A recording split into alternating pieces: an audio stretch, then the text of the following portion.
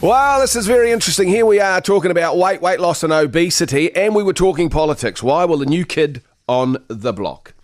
Colin Craig is joining us in the studio. Very good afternoon to you.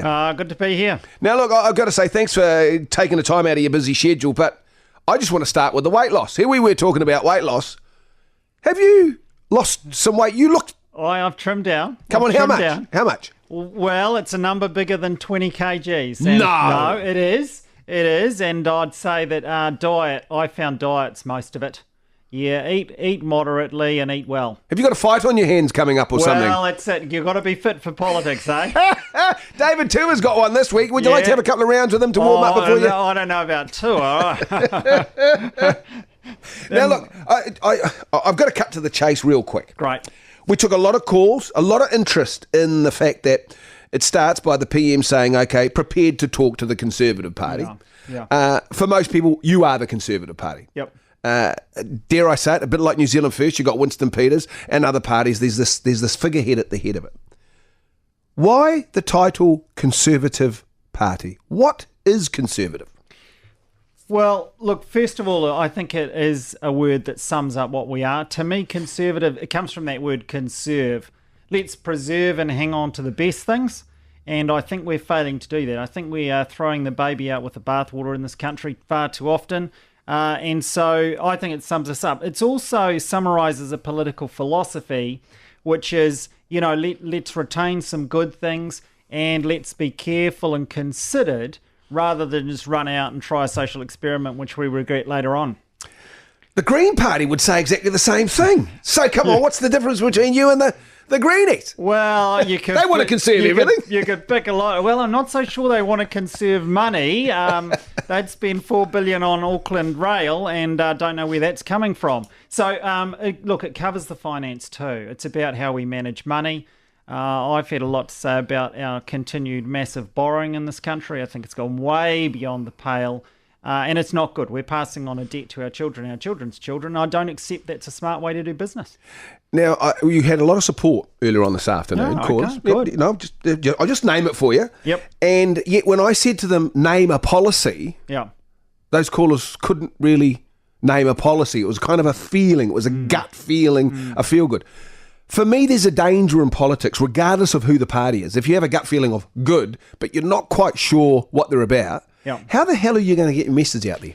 Well, look, I think politics has become very much a game of feeling. A lot of people make decisions now pretty much on the day or in the voting booth itself. That's scary. Yeah, it is. I mean, we have to accept that. Now, we started out by putting out a brochure called What Do You Really Want?, which was about 12 pages long, 10 of which was just the policies, the sort of what we're about. So we put that out there to start with so people have a good idea of what we're about. And it's a conservative, not right versus left. And I think that confuses some people. Here's a party that's into competition and markets and business opportunities. But we're also into, trying to get mum to give mums the option to spend time at home with their kids. We're against state asset sales. Why? Just because they're a good business investment, So it's not easy to pin us down on a left-right analysis, but conservative versus liberal, it becomes a lot easier. You're seen as right-wing. You're mentioned as right-wing and extreme. And I'm sitting there going, okay, if that's how people see it. One of the things that does keep popping up, it's this Christian thing. Yeah. I mean, they're that church lot over there. We don't go to church anymore. Do I want to vote for them? How churchy are you guys? Well, we're not churchy at all. I mean, we're mainstream. We've got a smorgasbord of people that belong to our party. I'm sure some of them have beliefs and practice. I mean, I don't go to church myself, so I'm comfortable in that space.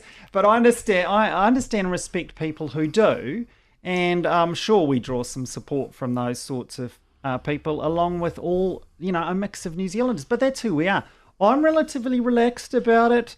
Although I know some people want to get intense about religious things, I think we as a nation have done a relaxed thing quite well, and I wouldn't want to see that change. I don't think religion and politics mix. Well, we're a pretty liberal nation at one level, non-secular at the other. It's kind of like there's an uncomfortable group once politics and religion cross, I guess. I think so. And I think also New Zealanders, this is my little summary, I think New Zealanders are quite reserved and quite private about a lot of things. unlike some other countries, Americans come to mind. Americans will tell you all about themselves, talk themselves up, quite happy to tell you about whatever they think's important in their lives.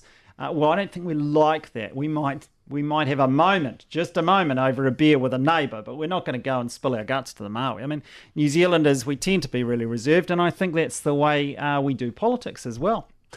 Historically, Māori have been underrepresented in Parliament. I mean, if we look at our history, and if we're brutally honest about it in legislation as well, the pendulum has swung, hugely so. I think it has. How much of this, though, is pandering to an electorate, and how much of it is just being honest and truthful? Because you need to pander to an electorate to become part of government. Yeah, we do. But look, for me, I think we honestly have reached the point where it would be beneficial to get rid of that division. That was our best people who reviewed our electoral system said it's what we should do. We don't have special seats for minors anymore. Why? Because we said, hey, we don't need special seats for minors, but we've retained special seats for Maori. I think it is time that they went and that we were just one people on one electoral roll and saw ourselves as such. The question is begging. Winston Peters leads this party. He is the party. He drives this party. And there's a huge group of an older part of the electorate that love him and support him. I suspect that same group could vote Conservative. And indeed, a number of his people are defecting to us, yeah. Why don't you hold hands with him? Or I gave you a little bit of a stir before about the Greens. Why don't you hold hands with the Greens and become a really power block within Parliament?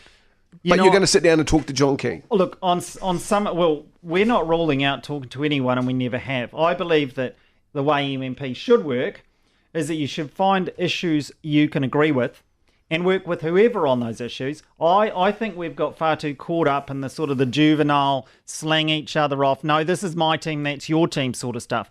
If we can get across the aisles in Parliament and say, well, see, we're really keen on cleaning up the rivers. I think that's a fantastic idea. So are the Greens. So there's something we should be able to progress forward.